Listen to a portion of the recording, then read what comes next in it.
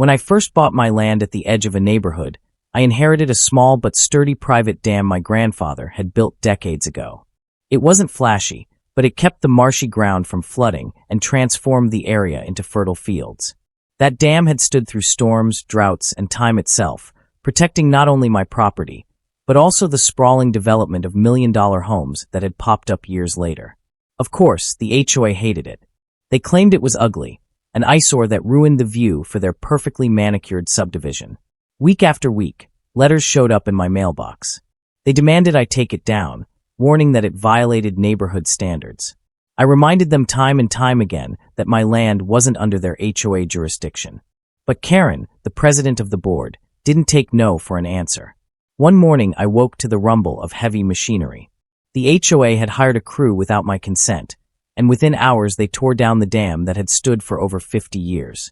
I confronted them, shouting that they had no legal right.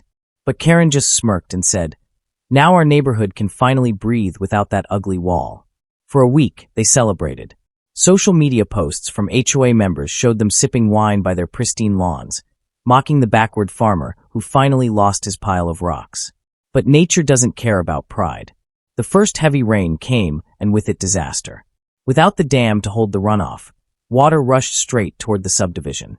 Yards turned to ponds overnight. Basements filled with murky water. Luxury cars sat half-submerged in driveways. By the second storm, the million-dollar neighborhood was a swamp. Roads cracked, foundations shifted, and the homeowners watched their investment sink. Meanwhile, my property, higher ground, remained perfectly safe. I stood on my porch watching Karen wade through knee-deep water, screaming into her phone. When she finally confronted me, soaked and furious, I simply told her the truth. That ugly dam was the only thing keeping your paradise from turning into a swamp. The lawsuits began soon after. Engineers confirmed what I already knew. Tearing down the dam destabilized the entire area. The HOA faced millions in damages, while I rebuilt my grandfather's dam stronger than ever. In the end, their pride drowned them. And all it took was one ugly wall they couldn't leave alone.